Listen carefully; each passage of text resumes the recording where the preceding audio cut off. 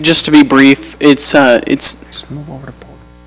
to be brief, it's not an official contract that we're discussing right now. We're discussing a right of entry where we have a cell tower company looking at one of our water tank and retention pond areas to basically survey the land, check out the land, see if it would function to place a cell tower in that location, if that makes sense. So just didn't know if there were any questions surrounding that. Okay. Or I guess any questions. I assume one of our staff members would be with them during that time. Yeah, and we've already gone on the property with them a couple times to check out the property, to get a feel for it. And so now all this is allowing them to do is to go on the property, do a little more research on the property to ensure that that it'll function for them appropriately. So basically, we just wanted to bring it in the work session to see if there are any questions, any qualms or concerns moving forward. We'll get more details as we hear from them and as they have the opportunity to check out the property. Which provider is this? That was my question. So it's through Insight Wireless, which actually works with several different providers, and if I'm not mistaken, Verizon is the main provider that they're currently working with. So the tower that they want to do will, likely have a placement for 3 different providers. Mm-hmm. And so I've been connecting them with some of the other providers that we've already had discussions with, AT&T, Sprint, etc. I think T-Mobile is probably the only one that we haven't had discussions with yet or haven't been approached by so far.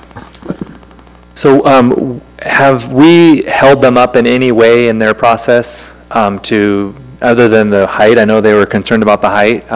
I have a reason for the question. Have we been any form of hindrance in preventing them or stopping them from having a cell phone tower in the city? Are you asking Insight Wireless specifically, or? Yeah, well, especially if they're associated with Verizon, because I actually called Verizon and they told me on the phone, they had no idea who I was, that the reason why my signal wasn't good in Saratoga Springs is because the city council and the city have prevented it and have done everything in our power to prevent them from having a cell phone tower in the city and have prevented it from happening. I had a lot of fun talking to that individual since who they were lucky enough to be talking to. I went all the way up to the vice president, I think, of Utah. I was so upset.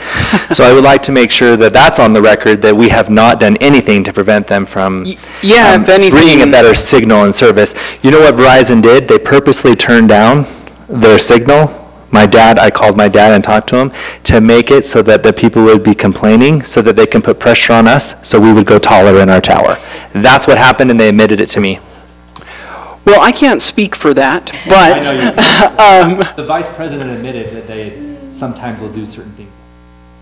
But what I do know is that the property that they're actually looking on came by way of staff recommendation. They were looking at several different properties, and we brought them to this one, and they actually found that it suited their needs much better. So I remember that. We were actually being helpful. Which water tower is this? I'm sorry? Which water site is this? It's up in Fox Hollow. So the backdrop for it, interestingly enough, will be the high voltage power lines. So it'll be, if you recall, just past our property line is where those power lines come through that area. So there's great access, and like Mark said, there's already utilities there that it's not going to be a standalone, eyesore of sorts. It's going to be along a utility corridor that already exists. So, anyways. Okay, Thank you. perfect. Thank you. Will you keep us up to date as to where they're at? And don't be a hindrance. So Or we're going to get you an old-fashioned cell phone. Literally just this week, we got their signature on the right of entry. Mark signed it today, and we're just going to send it back to them, and they can move forward, and then from there, we'll be able to hear how quickly they can move. So. Okay, perfect. Okay, is there any need to preview an agenda item before we move into the policy session? Okay, with that, I will move into the City of Saratoga Springs City Council Policy Meeting on Tuesday, May 15th, 2018 at 6:06 p.m. Present right now is Councilman Porter, Councilwoman Barch, myself, Councilwoman Comber, and Councilman Podeska. Absent is Councilman Wilden. I've asked City Attorney Kevin Thurman to lead us in our pledge. Councilman Comber, will you lead us in our prayer, or give us our prayer? Our dear and gracious Heavenly Father, as we come before Thee at this time, we're truly appreciative of the opportunity that we have to represent ourselves and that this country allows us this opportunity. Heavenly Father, we're grateful for this city in which we get to call home. We ask that Thou bless us, that we'll be able to have Thy Spirit to be with us, that as we make decisions that affect the city now and in the future, that we'll be able to have the ability to see through various aspects that could be confusing and have clarity so that we can make decisions that will allow the voice of the people to be heard and allow processes to be improved. Heavenly Father, we are grateful for Thy guiding hand in all things, and we say these things in the name of Jesus Christ. Amen. Amen. Please rise. Join me in reciting Pledge of Allegiance. I pledge allegiance to the flag of the United States of America and to the republic for which it stands, one nation under God, indivisible, with liberty and justice for all.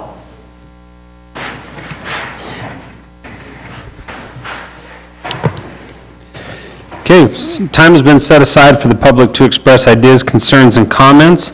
Please be respectful in your comments. Please state your name and address for the record. Please limit your comments to 3 minutes, and please avoid repetitive comments. Is anybody here for the public input portion tonight? Okay, seeing none, I will close the public input. Reports. Okay, Councilwoman Barch. Just a couple of things. A couple of residents actually asked me questions, but one specifically was going to try to come tonight, but she's still at her son's soccer game. They had a question on rentals. We've got a lot of company rentals, I'm going to call them, where it's not a person that rents out their home, but it's like a company that has hundreds of, what is it? A management company kind of thing that has rentals, and they were wondering if there's anything that we either have in the city, and this is probably somewhat a question for Kevin and also for planning department as well, what we might have in the city that can help control some of these, in that, so she had a couple of suggestions, and I know we don't do some of these, but she suggested, like looking at the Good Landlord Program, and I know we've talked briefly about that before, we haven't done anything about it. Also, possibly requiring the homeowner to live in the home for a year, or whatever it is, before they rent it out, so that way it's not a company coming in and just taking over the city with rentals kind of a thing. Also, if, maybe we require business licenses or things like that for anybody who's actually renting a home in the city, that they have a business license so that we know how to get a hold of them and how to take care of some of the issues that are arising from that. So if I can just get staff, and if this is okay with the rest of the council, get staff to kind of look at some options, what we can and can't do, so that when residents come to us, we can have some answers for them. Mark? Yeah, happy to do that. The key distinction, and this is not the question you're specifically asking for, is whether it's a short-term rental or a long-term rental. Yeah, this is like long-term. Long-term rental is anything 30 days or more, and short-term would be less than. And so the long-term rentals are allowed. You're Right. not supposed to rent out yeah. your basement and things, but we'll certainly look towards those things. We can certainly Which start that working on question's come up too. We're in single-family neighborhoods. I get the mother-in-law apartments, but there are some homes that are turned into duplexes. Yep. I get it, it's their property right, but I also get it's the property right of the neighbor's spot in a single-family resident. So, you're infringing on the property rights of what was zoned. Actually, not their property right, technically. It's not. Right, yeah. So let us start to put some frame on the issue. Okay. It's complex, and we do enforce the no rental. Like the basement. Somewhere. kind of. So I was going to mention, if we get a complaint, and generally if we get a complaint, it's because the neighbors don't like how many cars are parked in the house. Yes. In front Yeah, of the there's- house or on the street or things Which is like why that. we made the rule. So there's probably a lot out there that haven't been turned in, but generally they're complaint-driven. And I think it runs into a bigger problem if people are renting out both top and bottom, then we tend to get a complaint on that particular situation more frequently. There are other cities that do business licenses and rental programs, rental licenses. That is a big staff requirement, So in part of what we would be looking at is, what would need to be added. But there are other cities that do have programs, but they're They're large programs. And can you remind us also so I know that there's also a caveat in our code that says a certain number of unrelated persons. Right? 4. Is it 4? Is that what it is? Right, so you can have up to 4 unrelated and any number of related. And Okay. we don't regulate, people can have a second kitchen, we don't regulate that. Right. But they can't, we don't they have to regulate know they can't rent renting, out. but we regulate the number of unrelated individuals, maximum of 4. And when she says renting, we don't regulate the rental of a whole house. Right. The subdivision, obviously, we do. Right. And when you do your basement, you have to sign, there's a paper when you do the permit for the basement that says you will If you've got a not kitchen in it. rent, if you have a I'm kitchen, not that you will not rent it. I doing that. had to sign it when I did I know mine. they did that a couple years ago, because I had to do that with Should be mine. doing that if we're not doing that, just so that. I would they're like to really continue aware. doing that, so it's very aware, and it's like a strong message that this cannot be rented as a second duplex unit. We can follow up and see. I be great. don't think we've been doing that for a few years. Let's see, finished my basement 3 years ago, and I had to, but maybe in that time frame they stopped. Okay. Anyway, those are the questions on that one that I had. Also, there's apparently, this was brought up on one of the Facebook pages, there's a conflict between the signs and the code on engine brakes in the city. The signs say that they are restricted, and the code says that they're prohibited. So we might want to fix that, but also maybe if we can have, apparently, there are some areas where they're being used a lot and really bothering the residents. When you're coming in. Yeah. Right in front of your neighbor. Yeah, which there, the homes are set back a little bit further, so it's not as problematic, but that's a bad one. And then coming down the hills, I know through Grandview and Fox Hollow and over by, yeah, so if we can kind of look at that. And then also, the last one I had, at our MAG meeting that we had a discussion on the fourth quarter cent sales tax that the state changed through the legislation again. And one of the things that we had understood was that there are basically 3 methods of enactment that could happen. First, that the county could just enact it, either just do it themselves or by vote. And they've got until a certain date. If they don't do it by that date, then the city has the opportunity to take that and do that. And then it would split up. So the original, if the county does it, it's the original 30, 40, however, was that what the allocation was? If the city does it, then it's 50 to the city and 50 to UTA. And then after that, if the city doesn't do it, then our original understanding was that the state would enact it, period, and take the money. And apparently that was actually taken out at the very last minute. So that's not the case now. So that's something that the county is discussing what they want to do or not to do with that. And there's a kind of a bonus given to them for the first year. They basically get all of that tax revenue for the first year if they enact it. It's basically, yeah. It's called what it is. Yeah, but I just wanted to kind of give you guys an update on what. That sounds so ugly. Let's call it an incentive. I think it should be illegal. Yeah, on what the state has done there, so. Yeah. So as it's coming forward, it's just more clarification on the information that we have. So the state, They can't enact it. they won't. They can't if the they won't county and enact it. city does not. Right. Okay, anything else from the council for reports? Staff? No, just had a little press coverage on water billing. I think we've spoken with most of you about it. I think the article addresses the issue. A couple snafus over the last 2 months. We've got some controls in place to prevent that from happening going forward. The GRACE program that was discussed, has been put back in place. But certainly we're looking to try and resolve the customer complaints that have come up. And for the people that we've spoken with, a large portion of them, we've had good conversations. We've resolved all the concerns. We credited back where charges shouldn't have taken place. So this is our first meeting since that erupted, but just wanted to give you a quick heads up that we've addressed that and obviously working to earn the trust back of our residents. Well, and I appreciate the fact, we made some changes to the process to try and make sure there's more transparency. And so when you make changes to processes, things can happen. One thing that I am getting frustrated with is residents running to the media. And I want the 3 people on YouTube to hear this, I guess. And I want this on the record that we work with residents. They call us, we work with them, we work to solve the issues. I'm done bending over backwards. If someone takes it to the media, I see that almost like they're suing us, and then we stop immediately doing anything for them. They don't get any extra breaks. If we've overcharged them, we can reimburse just that. But I know that we went above and beyond and even reimbursed people for things that maybe they were guilty for, but because of the snafu, we went ahead and just reimbursed everyone last month. I don't want that anymore because it's becoming too trendy and too the thing to do, and it's fake news. I'm tired of the media picking it up and exploiting our city. I'm tired of our staff being exploited and our time being wasted, and I just want that on the record.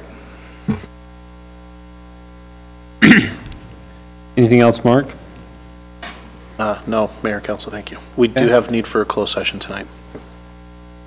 Okay, first on the agenda tonight is business item 1, appointment to the West Traverse Sentinel Landscape Coordinating Committee. Chris Porter, Resolution R 18-27. Mayor, Council, it's pretty much stands for itself, but you certainly have the choice. If you did not want to appoint Chris to this, you're certainly welcome to select anyone else. Chris and I talked about this when we went up there and watched the bill get signed with the governor. He's been kind of watching this for the last 2 years, so I think he's the right person. He's got the connections, so.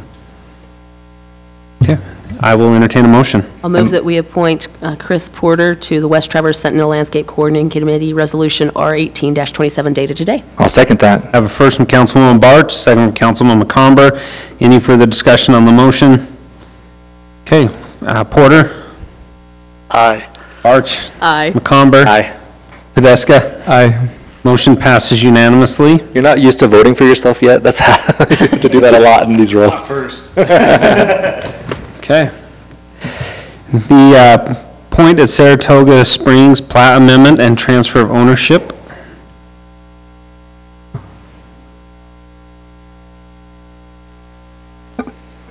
Okay, so this is located along Redwood Road at just about 1180 north, so right in front of the Riverbend Townhome and the Jordan River Condo Development. And then these two areas outlined here are the areas owned by the city that we would like to trade to the developer in exchange for long-term maintenance, and then those areas would become part of their development. And then here is a proposed plat amendment that will join all of their parcels and then add these two parcels to it as well. Okay. That's it. Similar with what we've done in other areas for the maintenance. Right. Okay. Any questions from the council? Sorry, go ahead. Yep. Councilman Porter. I had one. In the staff report, it mentions that it discusses several different parcels and parts of the subdivision, but it also mentions a parcel within the Cove at Jordan River Phase 9 PUD. Right. That's Just to point out what that is, yeah, sure. It's the smaller parcel here. up in the corner. Right. So it was Okay. platted with that property. Oh, okay. That's, all right. I have a real quick question. Is any of this land in any kind of easement with UDOT? No. Okay. One other thing too, this was noticed in the paper as a public hearing, so you would need to open that up and then close it. But it wasn't listed here as one? Okay. I mean, that's an area of the law that's not really clear. I mean, just because it's listed as a business item doesn't mean you can't hold a public hearing. It was noticed in the paper As a public hearing. and on the city website as a public hearing. Okay. Then we will open a public hearing for the Point at Saratoga Springs plat amendment. Is anybody here for comment on that plat amendment? Seeing none, I will close the public hearing. Just clarification, not on the plat amendment, but the land trade resolution. Okay. Hold on, trade. Land trade. Okay, we'll open the public hearing for the land trade resolution. Anybody now show up for that? No? Okay, I will close the public hearing for that. Are we going to do the site plan at the same time, Mayor? We can. So I will entertain the motion, or are you ready? I had a couple of Okay. questions really quickly, it's okay. Do you want me to go through the site plan? Yeah, Yeah, please. we're basically just Okay, doing 2 and 3. so same property, and then here's the site plan. There's 3 buildings proposed. 2 of those will have a drive-through, and then there's, in the lower corner, room for a future building. And here's the proposed landscape plan, dumpster enclosure. These are the proposed elevations. And the 3 buildings will be very similar with slightly different colors. And then the photometric plan, the lights meet our code except for that they need to submit the detail for the base.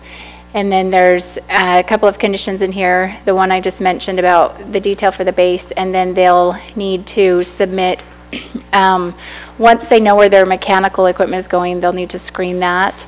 And then the Planning Commission recommended that the sidewalk between the north and central building, that it be moved in between the two, the central and the southern building, so that pedestrians didn't have to walk in between the drive-through lanes, that they could walk in a better location.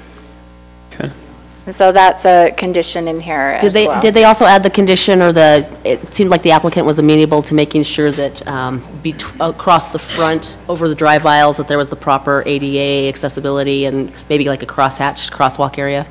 That condition isn't listed, so you could add that one. Does that make sense? Do you know what I'm talking about?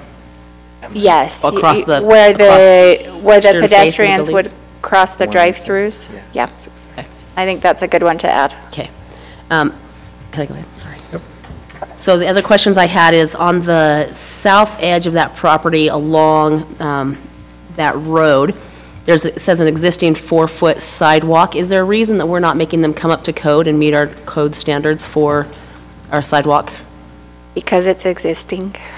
But it's part of their property, and usually we make people come up to code when they're changing things. We don't normally with an existing road. With an existing road, we have them match, so if they were stubbing a road to an existing road or things like that, Not we changing have the them road, just the sidewalk transition. width, because it's only a 4-foot sidewalk. Yeah, we don't typically do that Why? because it's existing. Because you'd have to actually rip out the entire sidewalk rather than just add a 1-foot strip next to the 4-foot strip. Okay, also, so I also have a question on the power pole that is on that northwest corner of the parcel. So I understand that that's not going to be buried because it's holding up the lines that cross Redwood Road to go into the SLR parcel across the street to the west. We've let them know that that does need to be buried. Even the one on their property? So are they going to have to dig all the way under Redwood Road to secure it on the other side then? Yes. Oh, okay, that's not what it said on the plat, so that's, okay. Was that in your conditions, Gordon? Yes. So if that's a statement on the plat, then, it's, Yeah, it says existing power pole overhead lines run west to remain overhead power to east side of pole. Oh, okay, I thought they had corrected that. We've given them a comment that it needs to be buried. Well, good. yeah, that's right. I want it buried. Okay. Notes like that sneak onto plans sometimes. Mhm. And Is that a road cut into Redwood, or is that a bore? That's, It's a boring. okay, It would be boring underneath. okay, that would be great. Just as a general practice, council, we try not to do anything that disrupts Redwood Road if we can bore it. Yeah, Those are the things that we try and do. If it's open, we'll try and put utilities across while it's open, while it's under construction. On the patch for the new junior high, are they going to patch over that, or are we just going to have kind of a, as Jeremy said, Well, they have to a do cut the whole- that they have to creates do the weakness? whole I think they're doing a topping over the top Are of they? that. Okay. the whole thing, once they're done. Those are the only comments I had on that. The sidewalk in between the drive-throughs, I get that it's between drive-throughs, I just worry about accessibility to those buildings, so if that's what Planning Commission recommended, I'll go with it, I guess. Okay, any other comments? I just had it. I mean, I agree that there needs to be some sort of accessibility from Redwood into some sort of, I don't necessarily care where it is. It seems it's awkward in between two driveways. I don't know that it would be used much in that Yeah, location. the I mean, recommendation is to shift it down closer to the southern building, to the side of the southern building in that Right. location. And I also see how that's kind of awkward too. There's not a great place to stick it just because they stuck both driveways right next to each other. So I guess if that's the Planning Commission recommendation, I'll go along with that since they probably spent more time on it than we have. But yeah, that was my one question, I guess, is just where we want to put that, so. Okay. You had one more comment, Just, Council? yeah, one other thing, just on the elevations, I'm assuming that they just, on both Building B and Building C, switched the east and north elevation. That Right. the drive-through of Building B isn't actually on the east side. They did label those incorrectly. Yeah, Yes. okay. Okay. I will entertain, Is the applicant here? They're not here yet. Oh, okay, yes. Some of the So applicants- Mayor, if they have any additional comments? Yep. do you have anything? Okay. I will entertain a motion. I'll move that we approve the Point at Saratoga Springs plat amendment and transfer of ownership, a resolution R-18 dated today, as well as the site plan Marlin Hill Romo Development LLC applicant, with all staff findings and conditions, adding condition that they add the ADA and pedestrian crossing across the drive aisles on the east side, and also that, make sure that they bury the power pole on the northwest corner of the property, and bore under Redwood Road per the engineer, the city engineer. Okay, I have a first from Councilwoman Labarge, Second? a second from Councilman Porter. Any further discussion on the motion?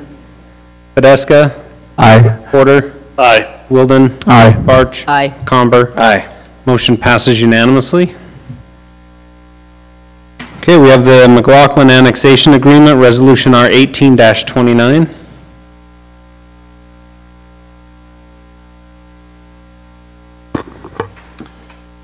Well, you know, this is something I think that I haven't been working on from the very beginning. Nora has been working mostly with this project. I've been involved with drafting this annexation agreement. The applicant, D.R. Horton, as part of the North Shore annexation and the project that we've discussed several times, has requested this annexation agreement to be considered by the council and approved. This is part of their, what they need as far as assurances from the city for them to move forward with closing on the property is what we've been told. This basically incorporates many of the things that we've already talked about with their site plan.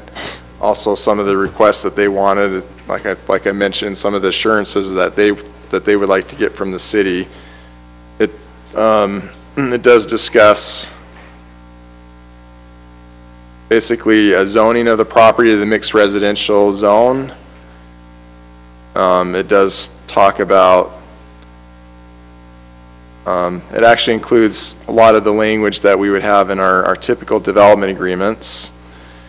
They wanted some language in there about the transmission lines along Saratoga Road. We've confirmed that those are transmission lines and not distribution lines, so our code does not require those to be buried. They wanted to put that in there. We also discuss the future Pony Express roadway and a possible dedication of that property depending on what the needs are of their traffic study. We discussed things about the marina that they'll be dedicating at some point to the city in return for open space credit, credit towards our open space requirement. And I want to say what other conditions are there basically. The term of the agreement, they wanted a 10-year term with an automatic renewal term of 5 years.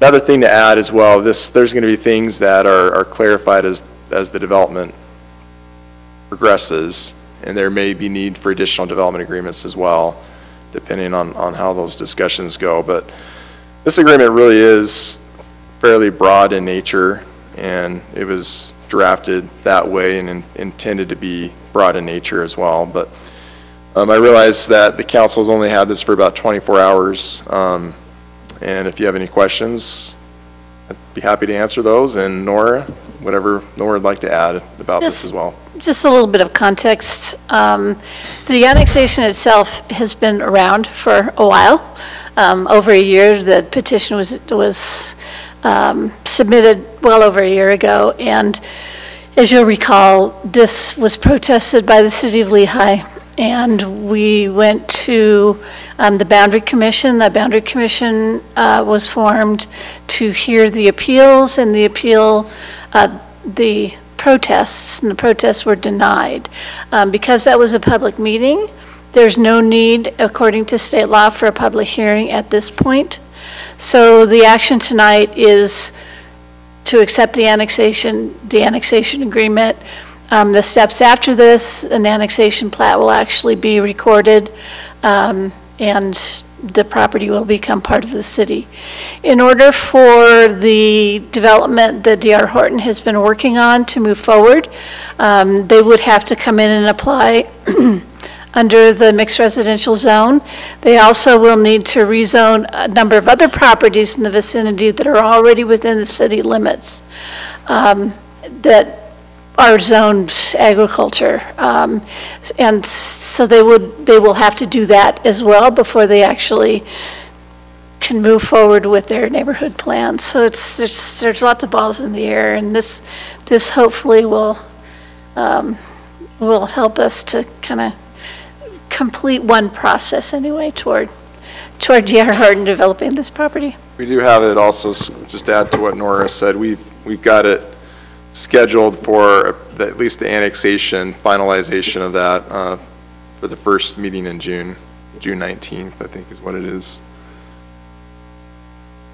Oh, and they did make a couple of requests for changes too, and I'm not sure what direction the council's going to want to take on this tonight, but they did want to, there's some language in there, and I think it's important to have this whenever you discuss zonings and entitlements and agreements, that there's some clarification, that there's legislative discretion of the city council, future legislative discretion of the city council, and of course referendum and initiative rights. I think it's important to specifically call that out in the agreement so everyone understands that there's only so much you can commit yourselves to legally under the law, but they've requested that language be struck. That's I think the fourth whereas. Section 4, you say? It's the fourth whereas in the recitals. They've also made the request to strike that same language in section 3 of the agreement. I added that language again in section 3. Under 5A, under water rights and sources, they wanted to add the word reasonable discretion. It's got some language in there that says they can acquire water rights and sources from the city if in the city's sole discretion they wanted reasonable discretion. So it would read, if in the city's sole reasonable discretion the city has sufficient water rights and sources. Staff hasn't had a chance to consider that. I'm not sure if that's something we would be comfortable with, because I think it is 100% the city's discretion to sell our water rights and sources. And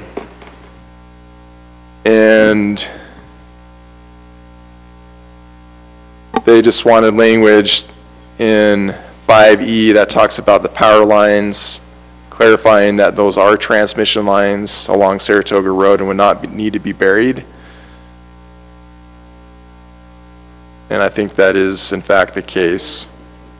They wanted to add language specifically stating that they are transmission lines. There's already language in there, but they want to call that out specifically and say that all the power lines on Saratoga Road are transmission lines. There are some. There are some, but not all of the power lines there are transmission lines. There's the one. All the ones on this property are. No, Well, the but on that applicant can pole, speak to that. the top line is a transmission line, the rest are not. Yeah, and I'm But not sure technically, about that. They could, The applicant is here and she could probably speak to that, but I think the language that I have there says if they're transmission lines, they don't need to be buried. If they're distribution lines, they do need to be buried. I think we're covered there, but they wanted that additional clarification. And then they wanted some language removed about payment of rollback taxes and other property taxes on the harbor property or on the marina property. So I don't know what clarification the council would want on that, but those are the changes that were requested today by the applicant.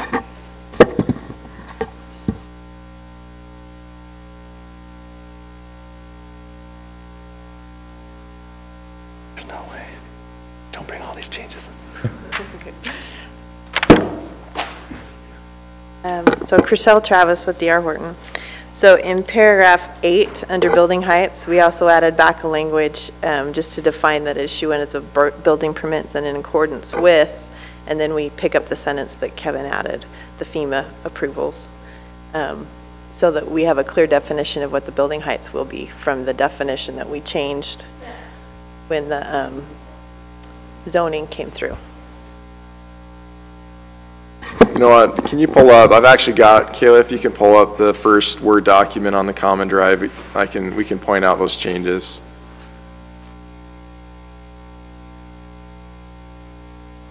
Go to the Common Drive, and it's the first document saved, probably about 10 minutes ago. And on the transmission lines, while he's pulling that up, along Saratoga Road, I spoke with Rocky Mountain Power today. There is the one pole that everybody's questioning. What I'm told is that it powers a well. If you look behind it, there's a meter box behind it. And that pole could be removed. We're not opposed to removing that if Rocky Mountain Power is okay with that. We're just asking for an acknowledgement that the rest of those lines are transmission lines. And because it does pull from a transmission line, it may or may not be able to be removed. They would need to come out and look at it further. So that was what I got from Rocky Mountain Power on that one pole. It's a 3-phase power that goes down the pole and underground, and behind it there's a service meter for an individual pump, which is on Mr. McLaughlin's property, so more than likely we will acquire that and not need it anymore. So we would resolve those issues as we progress with our entitlements and our engineering. But if we said as defined by Rocky Mountain Power? We already do that in regular code and definitions, though. Right. Yeah, I mean, one of the issues with this annexation agreement is I think we're getting into details that pertain to development of the project that would typically be covered in a development agreement.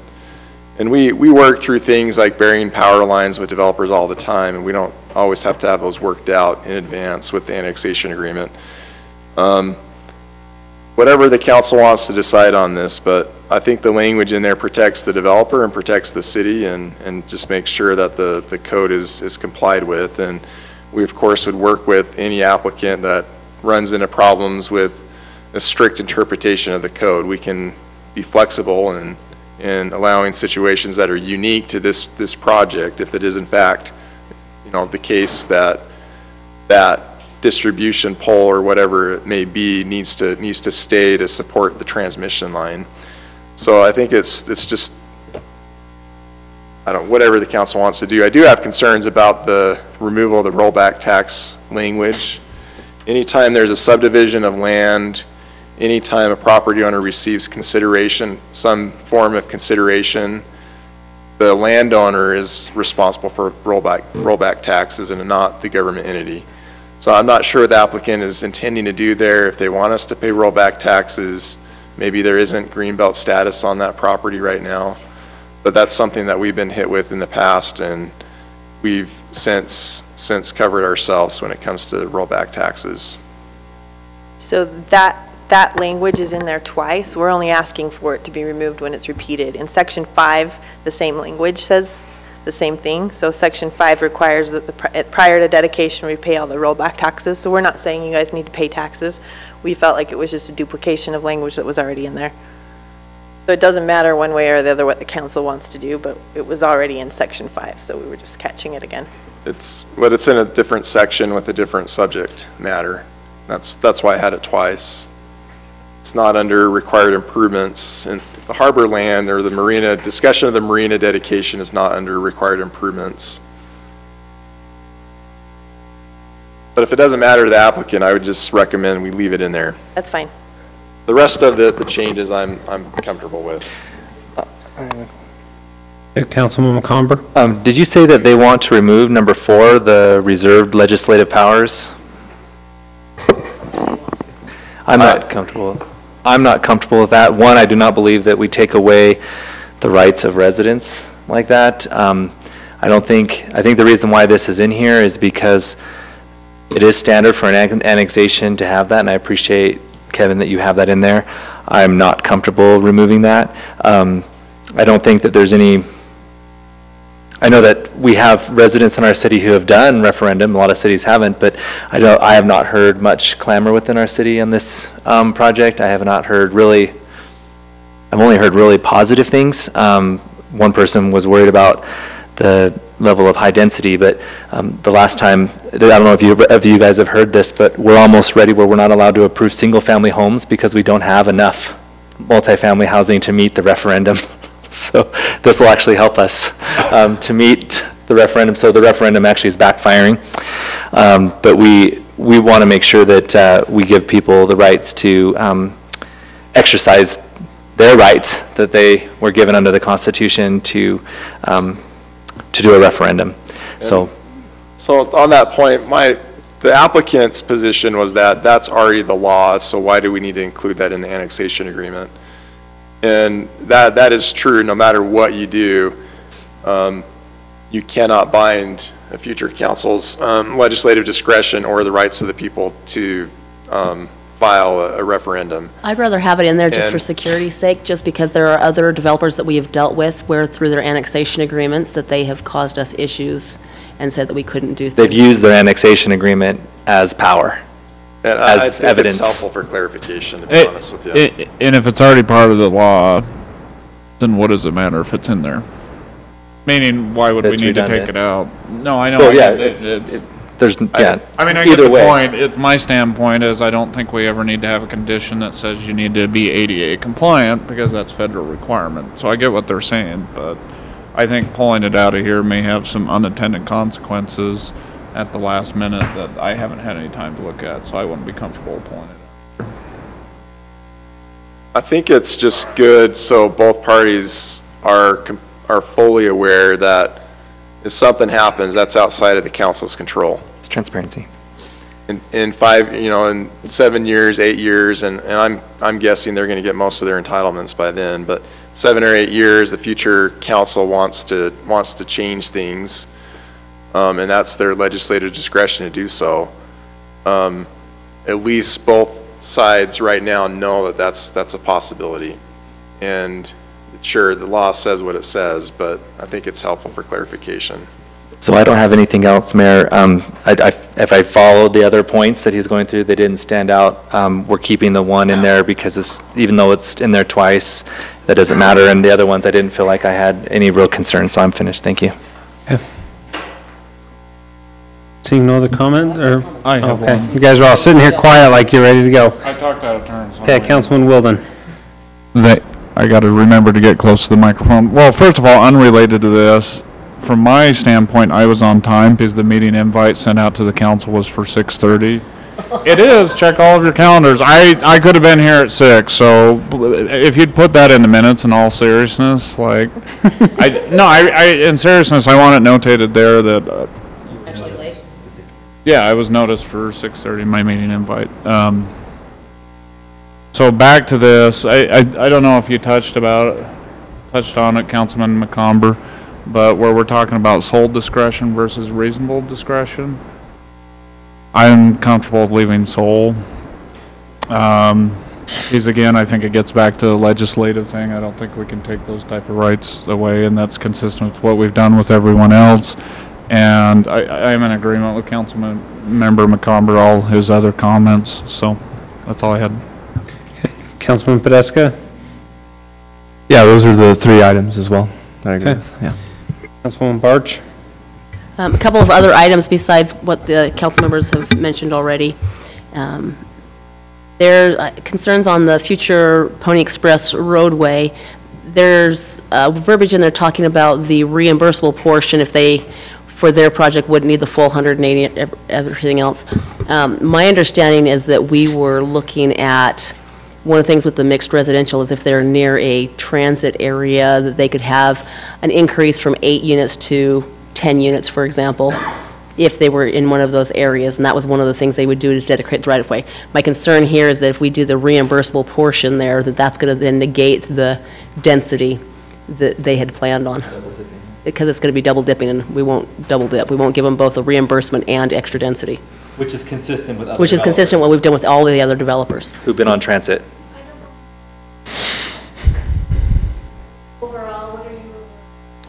So the exhibit that you guys don't have shows that our density is about 8.3. Which is one of my problems also. We have no exhibits in here. So we don't have the maps, we don't have the exhibits, which makes me say, I don't know what we're actually approving.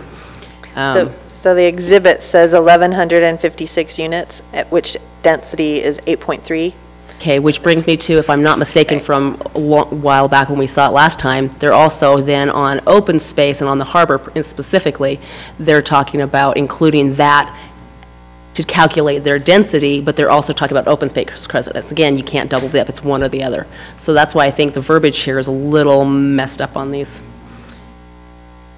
Yeah, so that's interesting. I haven't looked at that. The planners probably have, but typically we would allow the open space to be, the acreage amount to be included in the density calculation, as long as they set aside that property for open space. But I don't know how that's going to work with the marina. And I actually do have the current exhibit that came in, say it was late last night, but we can pull that up too, on the common drive. And I understand what you're saying, that you're not comfortable passing this, and that's fine, but we can get that up on the screen for you to take a quick peek at. Where is that, Kevin? Now, if you just search just click on date modified, David, up there. Should be the second one there. It's a PDF. The concept, Exhibit B? Yeah. Or FEMA map? Both of them. The FEMA map's Exhibit C, and the Exhibit B is the site plan. And our engineering department and Public Works hasn't looked at the FEMA map either. We have looked at the FEMA map. We do have a layer in our GIS that includes the 2018, as well as, what was it, the 2012? What was the earlier edition? I think it's Well, I'm not sure about the earlier one. I don't know what year that is.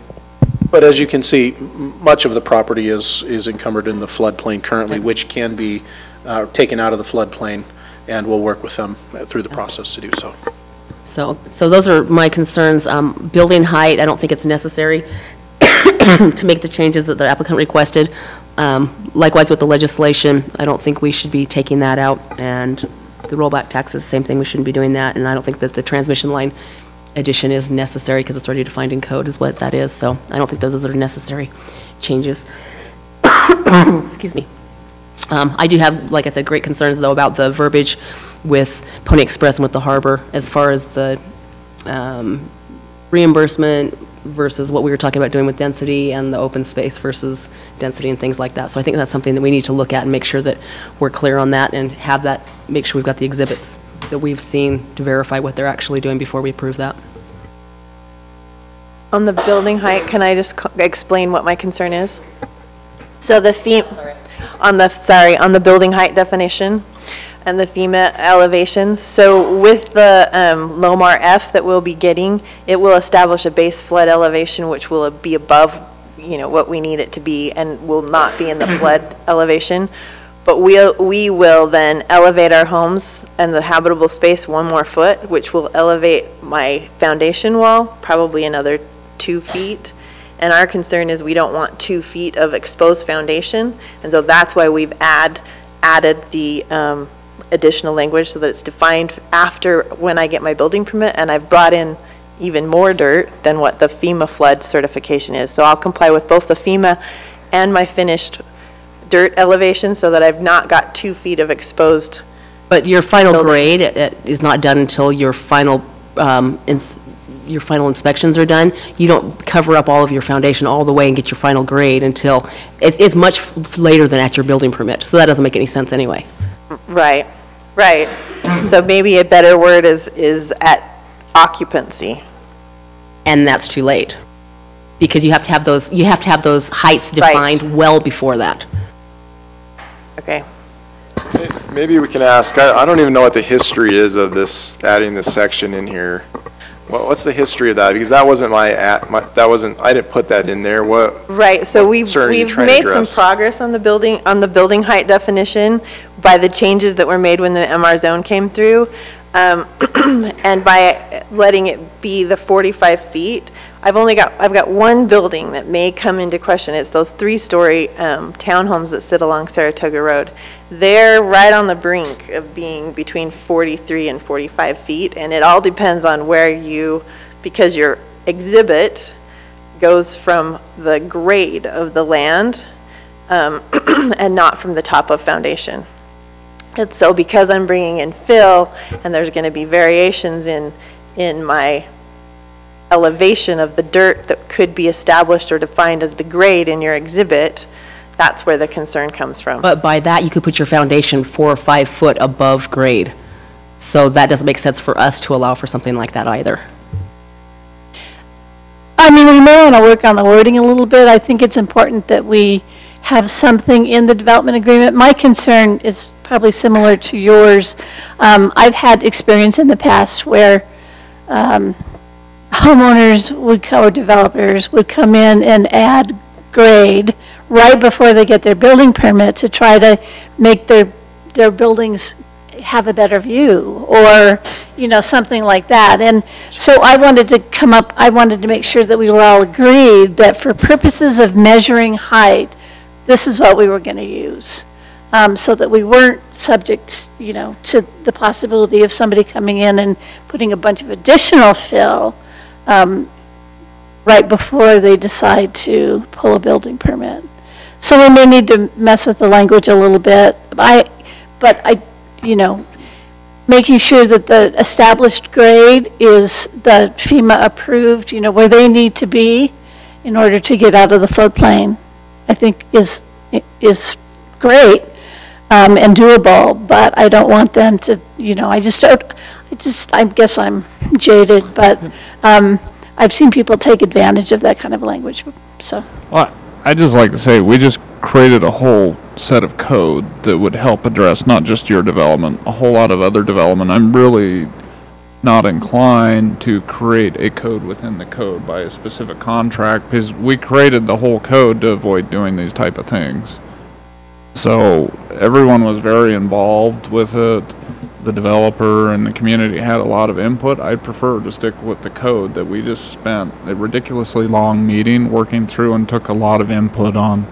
So I don't want to change the code based upon some last minute input. I don't see this as changing the code. I see it as defining from where we measured the building height on this particular property because it's in the floodplain. To me, that changes the code. It creates a unique code just based upon a contract. Well, we could also deal with it as part of the neighborhood plan in the MR zone too, probably. Could I make a suggestion? Because I think Nora's right. I think we've kind of got hung up on this, and this is probably not the level we want to do it. I'm wondering, Chriselle, if there's some language that we can approve that's not this change, but that would allow us to come back and address that as part of the later development agreement. Because again, some of this is to put a frame that we then operate within. And so I'm hoping that we can get the council comfortable enough to take action tonight, because that was your request. I think if we try and negotiate or broker all of these points, it's going to just be a very long process that may not result in a decision tonight. So with that, I'm curious to see what other comments the council might have, and then, you know, maybe come back and address whether or not those terms are going to be acceptable for you moving forward tonight. And Councilman Porter still has comments?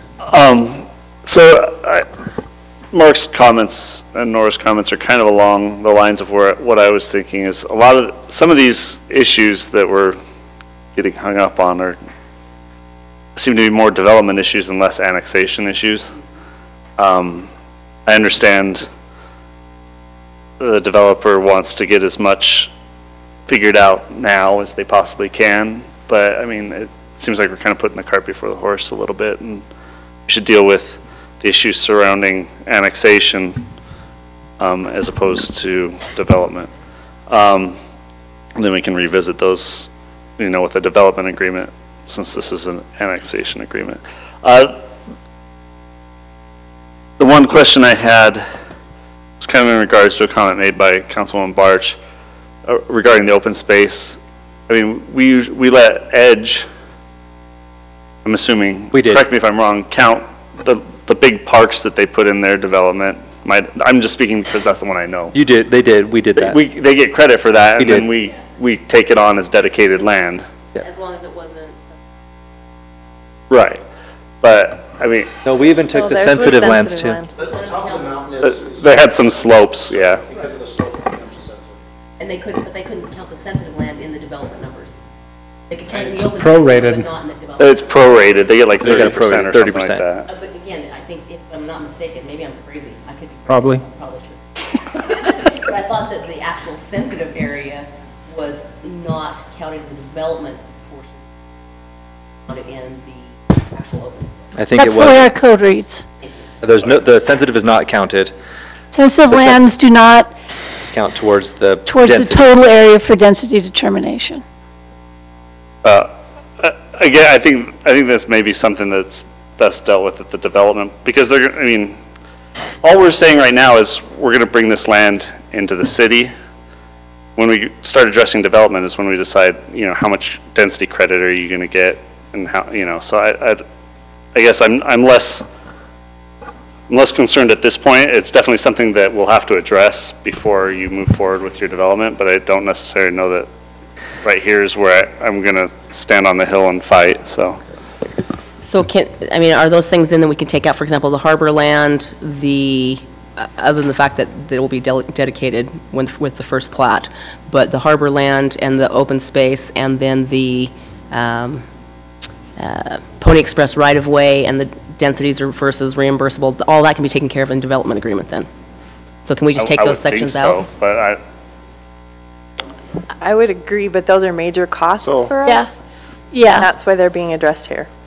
exactly. Because this is an annexation, you know, there are policy issues that these are the, you know, the policy issues that you need to talk about as a council as a part of the negotiated annexation agreement. So these are things that I think the developer, from what I've heard, wants to make sure they have some assurances before they annex into the city and are then subject to our zoning. So, you know, whatever Chriselle's level of comfort is on timing is fine with me, but I think they are policy issues that should possibly be addressed. I guess my concern is, you know, we got this 24, This time last night. 24 hours ago, and then we got 6 more changes, or 7 more changes, or 8 more changes when we arrived here tonight. You know, I think most of us are in agreement that we're not in favor of changing a majority of those. I would like to get somewhere where we can move forward on this, but I guess it comes down to whether the developer's comfortable to move forward with what we're willing to approve. And may I just go back to my comment? For me, we spent an awful lot of time creating a zone that's, I'll just say it, it's tailored for your project, but it'll work for a lot of other things, and it's a great product. And I think I'm not saying giving anything away, but I think you get a lot of great rights for it, and then at the last minute, we're trying to throw in a whole bunch more. I just wish these were part of the zone discussion that we created. It made sense versus, you know, we got this yesterday. Well, we didn't get any of this until now. I mean, just the changes. I'm comfortable, and what I was looking through it when I looked at it is I wanted to make sure that you got the MR zone. Is that what we're calling it? Yep. And to make sure that we're not granting additional above and beyond what we worked with the city and worked with you guys, and these additional changes is doing above and beyond that. And I think the MR zone, I think it gives the developer, you guys and others, a lot of flexibility, and then this is just going further that's just where I'm at. We had staff look at this, at least this version in this form, and staff felt comfortable with it. We haven't had a chance to analyze the additional changes that were made. You're saying As far staff as wasn't the ready for harbor, this? what? Staff wasn't ready for this tonight? Staff has not reviewed the red lines that D.R. Horton has sent, other than just very briefly. But I will say this, the harbor land does talk about, it does default to the code. So it says they only get open space credit in accordance with the city code, and it references 1919. So I think we're okay on that.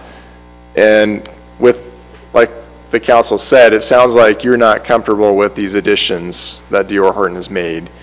with that, staff, of course, would be comfortable with the council moving to approve this agreement if you choose to, if you're comfortable with it, with minus the red lines. I'm comfortable approving what was in the packet and what I got last night. If the applicant would like further changes beyond that.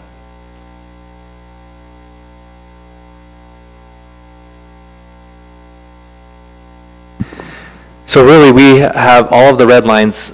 Most of us have said we want to keep it as is. The only one that's still of any, not for sure, is this building heights. Is that correct? All the other ones we said we want to keep. We want to keep the 5 in there. We want to keep 4 in there. But it was this building heights, because you still have concerns about, I mean, I get where they're coming from, is because they're actually exceeding FEMA requirements on their grade, so they want to make sure that they don't have huge, I hate when houses have huge basements showing, and I know what you're trying to do. You're trying to make it so it's a nice looking product, because your buyer will complain, why is there so much basement sticking out of the ground? It doesn't look good. It doesn't look good for a neighborhood. It makes sense. I think that we can work on some language that we can put in the development agreement that can help strengthen it, because they still have to have that. I personally am okay with this here, as long as we have a caveat that says that we have in the building permit that we still need to have the additional clarification, because really this is at the building permit, and I don't believe that, I think it's actually beyond that when you're going to be wanting to have that grade issue with the basements, if I'm understanding the conversation correctly. So I think that we're okay, because we have the next phase, the next step beyond building permit, that we'd have that protection. I just want to make sure we don't miss it. Because at the same time, we have another development I'll talk to you that's actually doing exactly what you're talking about. They're bringing in dirt. I'll say it, Wiltshire Estates, go look at it. And I've been So it's Harvest Village. I've been sending in complaints and complaints, and I still see more and more dirt coming in to create, because they have lake views, and they purposely want to build their houses way high so their first story can have a view over the houses that are directly on the lake, blocking the people who have owned homes for 20 years, 15 years. So I've seen this happen. So I get, Nora, where you're coming from. You've seen the abuses taking place, and I get where you're coming from, because you want the protections to make sure your basements look good. So I think everyone has the right intention, and I think we can capture it in that development agreement. If you're okay with us leaving in the other things, you said you're okay for sure with the redundancy, the legislation one about, are you okay? Because it's already state law. Yeah, no, So- we understood it. Okay. So my only other concern is still the Pony Express, because it actually says if it's deemed that their project doesn't need more than the 180-foot right-of-way, which we know we're eventually going to need, but their project doesn't need that, that extra portion shall be subject to the reimbursement by agreement between the city and the owner, and we may not want to do a reimbursement agreement. We may be doing density. So can we do a may instead of a shall? Well, when it Because talks really, about it's an unknown. reimbursement, when it talks about reimbursement agreement, I don't think it's saying it has to be impact fee credits or a check issued. The reimbursement could be density. I think we could cover ourselves there and allow for the extra density in that reimbursement agreement. And we've done that. Okay, that's fine then, Is that if you're okay with for that. sales, that And your so then we're understanding is okay that with we shall, can deal because with it it gives that us way? leniency on where we want to give them the credit. What else is there? Well, just the Zoe? fact that we don't actually have the maps and exhibits, so I can't actually look at the maps and exhibits and say. But we've seen them a lot. We've seen them, but notes change, right? Just like Gordon said, these little notes show up in random things, so. So can we, is it okay that we, maybe if we do, I get why you want to do this, because it's mid-June. And you're wanting to move forward. I get that. The economy's great. You want to get in there, and I get it. So is there a way, and I'm talking to my peers here, on that, you know, where you have that concern, is it okay if we have a condition that says if the plats have anything, I don't know, like that would, I don't know, Nora, what are your thoughts? Is it something that we can say if the plats are different than what we've seen, or if there's something new that we had never made note of before? Because we've seen these plats a ton. We have the whole neighborhood development, neighborhood plan review process to Right. go, and which is right now the city council is required to look at as well. Okay. So as to the development itself, we all have another shot at it. I think what the developer is interested in is just making sure that we're all on the same page when it comes to these specific items, the building height and the dedications of land and potential reimbursement. I think we're okay now on those, because we Yeah. feel like we can capture those in the, Can I ask one thing? You bet. So if we're gonna work on the building height with the grade at the MDA level, I would request that we look at it in the code at the same time. I think that's a really good idea, because I don't wanna, I mean, if we need to figure out the timing, whatever, but I would prefer, like, if we can do it simultaneously, or whatever's reasonable. That may not work with Yeah. planning commission stuff. I just would like to see that on the docket, then it's not a special thing. And then if another developer besides D.R. Horton comes in with a similar issue, we already have it in code. and that will happen. So it's in our definition of building height and how we measure it that I think it needs work, I believe, so. And I'm okay with removing that if that's what needs to move forward tonight. The building height is not the hill to die on, but I'm glad we're all on the same page. Okay, so for me, it looks like we can maybe move forward here, but let's entertain a motion and see what happens. It's a game of chance in Utah. So we're basically saying as is. With No, we're not keeping any of the changes. paragraph 8, this paragraph 8, at the time of Paragraph issuance 8. of building permits, that's the only change, but then See, with the, And I don't think we want to. I don't think we want to keep 8. I thought we weren't going to keep 8 because it was questionable. we're making 8 with the MDA.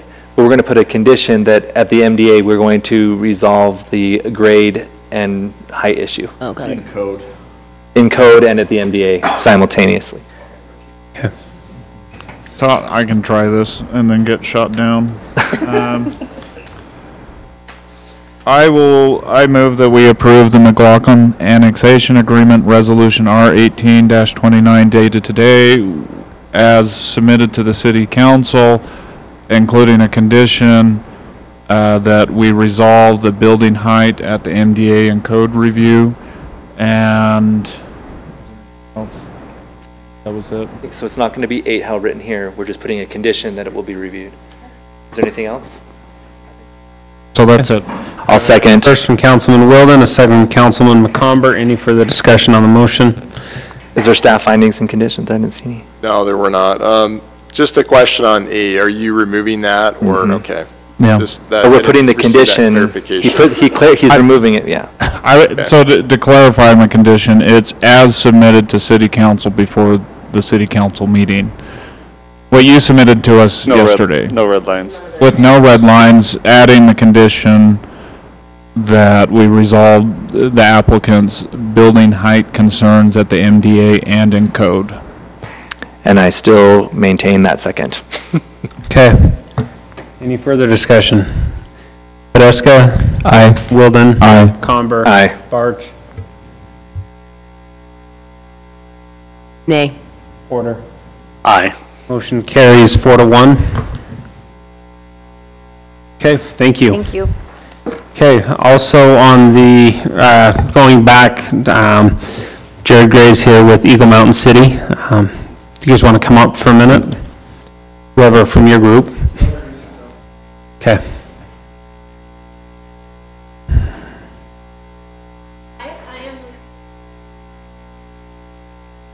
I'm Vanessa Sullivan. We would like to invite you to our rodeo on May 25th. Starts at 7 o'clock. We'd also like to invite you to the Mascot Miracles Rodeo. It is a rodeo for tournament children. That is at 10. Okay. We'd also like to invite you to our Girl Cross Tuesday. Dead Rocks is July 14th. Dead Cross July 14th, and our demolition derby. Perfect. Voucher for you.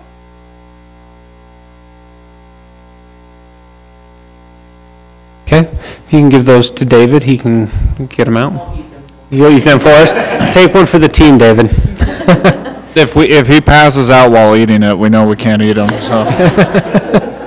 Thank you so much. Thank you. my daughter's going to have a booth at your days too, so, yeah.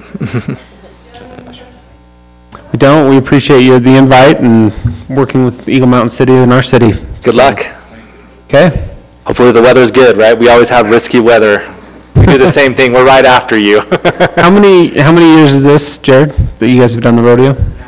9 years. Yeah. Okay. Almost half the cities. 5 years under you. Perfect. And you moved out of here. You could have. We could have done a water rodeo. Seahorses? What? So, okay, we appreciate it. Thank you. Thank you. Okay, we'll move on to business item 5, the Rushton Annex petition acceptance for further consideration. Okay, I guess I'll talk about it. We received an annexation petition for annexing 167 acres, the Rushton property, into Saratoga Springs. This is the certification, this is just the acceptance of the petition, which then gives us, I think we have to do notices. It gives us 30 days to certify it. Once it's certified, then we have to do notices to all of the affected entities and in the newspaper once it's certified, and then it would move forward toward annexation. We have received a concept plan with the annexation. We've begun to review the annexation.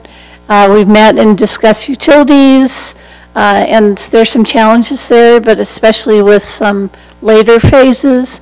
We've also discussed the Mountain View corridor goes right through the middle of this property, and so we've been discussing that somewhat. So we've begun the review, and the first step is for the City Council to accept the petition so that we can move forward and process it.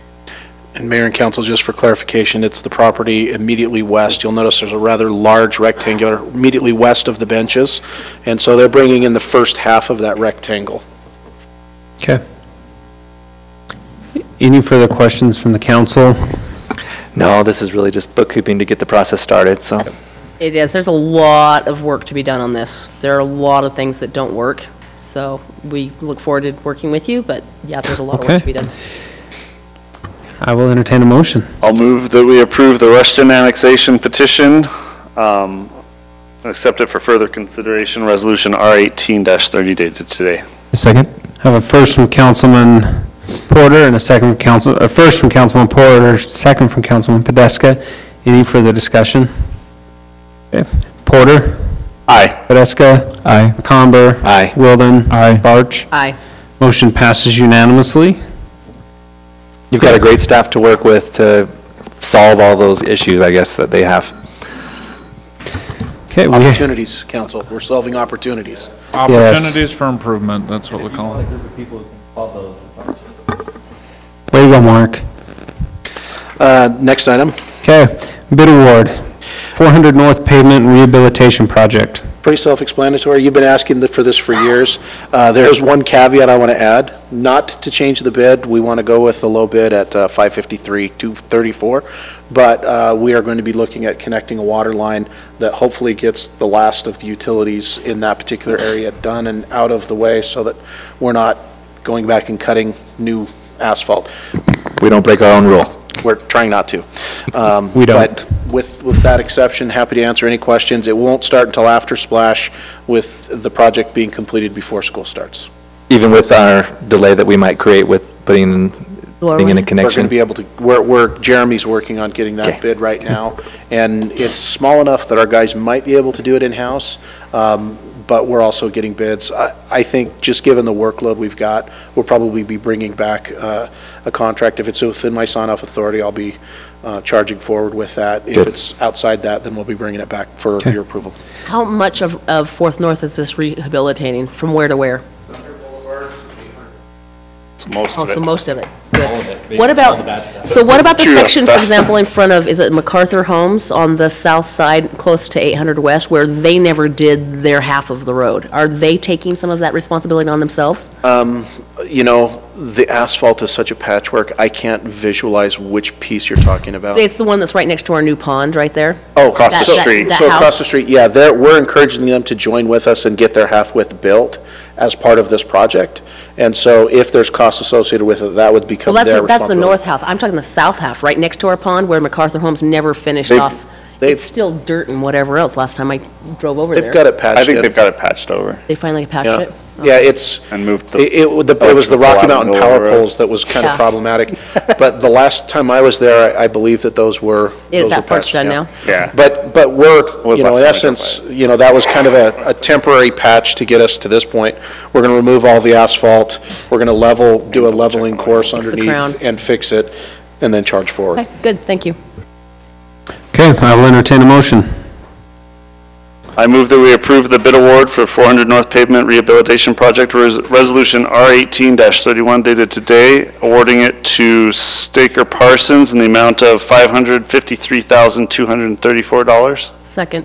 Okay, I have a first from Councilman Porter, second Councilwoman Barch. Any further discussion on the motion? Wilden? Aye. Podeska? Aye. Barch? Aye. McComber? Aye. Porter? Aye. Motion passes unanimously. David, if we can get this in the newsletter, that this is going to be happening, this road work on 4th after Splash, and then also remind people this was the road that came into the city when it was county road, and just maybe give a little history and that we're repaving it now that all of the cuts are pretty much complete. I know, just work with Mark or whatever, and let's get a little article in there and give people a heads up it's coming, but also it's marketing, because this is probably one thing that people have complained about the most from our roads. Yeah, because it's bad. I was just gonna say that it was already mentioned, we're already planning on putting something out, but also just kind of digressive on this, on the 17th this week, they'll be doing work on Grandview Boulevard, doing patchwork from the broken water line, and I put that out on Facebook tonight, actually, it's just so that. Great. The mayor would like a pass or something he can flash at the construction people let him through. But this is the they'll stall him big, for that. this is a big PR win for us, because 4th North has been a complaint for a long time, and it sits in front of our big park, and. I'm sure I'll get all the history of it, so. Yeah, I don't know, let's take advantage of it, we're finally getting it done. Okay, item 7, the purchase of the police department body-worn cameras, replacement purchase, WatchGuard Resolution R18-32. New cameras, we're excited. We're excited. Mayor and council, you have the staff report. I'd be happy to answer any questions. I think we're happy you got new cameras. Well, I think, Is there any to your question? point, I mean, the other ones are outdated and not supported, so we have to, We've because done- we've been ahead of the curve on this. We've done a lot of research on this, so. They've got some pretty interesting features, too, that some of the other systems didn't have. I love the fact that they can go, if one turns on this camera and they're in vicinity of other officers or other vehicles, it'll all turn all the cameras on. I think that's great. The other features on this are the passive recording capabilities. In fact, even what they call record after the fact, even if they don't push the button, we can still recover video even 1 or 2 days later. So. It's definitely great. the next generation of this, so that's great. I will entertain a motion. I move that we approve the purchase of the police department body-worn cameras, replacement purchase, WatchGuard Resolution R18-32 dated today. Second. I have a first from Councilman McComber, second Councilman Podeska. I wasn't sure if that was Wilden or Podeska, so This is like on and off, like it picking me up, but yeah. You gotta, Wilden changed your mics. Yes, you probably did. you gotta kiss Notice this is the mic. working a lot better tonight. Is there any further discussion on the motion? Do a roll call. Barch? Aye. McComber? Aye. Wilden? Aye. Podeska? Aye. Porter? Aye. Okay, motion passes unanimously. We have code amendment, kind of want to do minutes first, so we're close to end. No, code amendment to Title 19, Section 19.13.04, specific development processes and submittal requirements, ordinance 18-12. Mayor and council, we addressed this with you earlier in the year, went over the processes that we have in the city, and with a mindset to how can we make things better for developers, how can we make things that we can get through the city, not skimp on anything, but still get them through the city in a more timely manner. And so we presented several ideas for you here tonight. And again, these are not new. I don't think much has changed since we originally brought these to you. Did go to the planning commission, they did recommend an 4-2 vote to recommend approval of the changes. And so we got just different slides here. I don't know how you want to approach this. You want to go line by line, or just where the red lines are, or just open up for any discussion you have? Most of us had a chance to look at it. Which council members have comments? I have one verbiage. Okay. Okay. On concept plan with a rezone, I wonder if we Okay. to avoid confusion, because it always requires a concept plan, but I don't want them to look at that and think that they have to do. Right. The purpose of this was, hey, before I drop a bunch of money on anything else, I want to go to the city council and say, hey, this is my idea. In fact, we met with the developer today. What do you think? You know, if you're the intent is probably going to be a no. They're probably not going to want to pursue it, but that's the idea. We can change that in advance. And I get that. I think just clarification on the verbiage there, so that they know that it's we can add that. in advance of a rezone. Just made a note. I'm supportive of that change. I got confused again when I looked at it, so I just, wait a minute. Anybody else with comments? We've looked at this a dozen times. I will entertain a motion. Oh, can I ask one question? This was almost record Title 19. And you're going to be mad at me because I'm going to ask Kevin a question. Oh, my goodness. Well, I was just looking at sharp today. I was looking at the planning commission minutes, or not minutes, draft, whatever they are. If there's a particular item that doesn't require, per our code, a public hearing and not required by the state, is there still the option to open up something for public hearing for a specific item, even though it's not required? Like for public input, just not to be an official hearing. Yeah. In fact, the Open and Public Meetings Act says that you can do that. It's a little bit challenging with land use applications because you're dealing oftentimes with property rights. So you just have to be careful that you, like for instance, let's say a developer has an item on the agenda and can't make it to the meeting, but the council decides to open it up for public comment, and then based on the public comment, changes its decision to deny the application, and the developer hasn't had a chance to respond, then you're possibly violating due process. So it can get challenging, but you can do that. So as long as the developer's there and he gets a chance to respond to the public comment, that it's okay. Okay, that addresses, in my opinion, all of the planning commission's concerns. So that's it, Mayor. I think it's great. I move that we approve Code Amendment Title 19, Section 19.13.04, specific development processes submittal requirements, ordinances 18-12, dated today with the change to the verbiage regarding the concept plan that was discussed in the meeting, as well as approving the minutes for May 1st, 2018 with any changes submitted. I'll second both those motions. Okay. I have a first from Councilman at the end. Well, Porter. the minutes, we had an addition. I said with any changes. Oh, okay, yeah. But now we'll have to add them. What? Were you doing the minutes? You did both of them. He did both. He kind of jumped ahead of proper. Change that you. For you. Yes. Someone second it and I'll propose an amendment. I'll second it. Sorry. I didn't realize you had a change for me. Okay. It's actually to help Apparently I you. need to pay attention to the motion because I didn't catch that. There's just one area, I just want to make sure it reads, Councilmember Wilden noted some applicants have gone through 3 or 4 rounds. It's just, has the wrong word in there. That's it. Okay. Okay. Perfect. Amended first. I have a first from the Honorable Councilman Porter, I was the one who seconded. and I have a second from Councilman McComber. Any further discussion on the motion on the minutes in the Title 19? Podeska?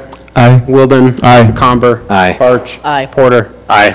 Motion passes unanimously. And just to make a point now these are approved, we need to go back into the code, because there's a lot of language that this now affects. This takes precedence, but now we'll have to go back in, and we'll bring back other changes to you, because this now causes other changes. Okay. Never If the ends. Title 19 could be broken into just what this affected versus new wishful code, so we're not rehashing this with that. Yeah, the Some of us like nice the thing is weeds. a lot of those changes will not have to be brought back because of this now takes precedence, and we can go in and make non-substantive changes. In That is the That's best thing even you've said better. all night, Kevin. That's even better. We'll do whatever we can and not bring it back. Perfect. I nominate you for Attorney of the Day. In Saratoga. Okay, could you get a picture of him for the, okay. for the newsletter. Okay, I have motion for closed session. So made. Okay, I have a first and a second. All in favor of closed session? Aye. Motion passes unanimously.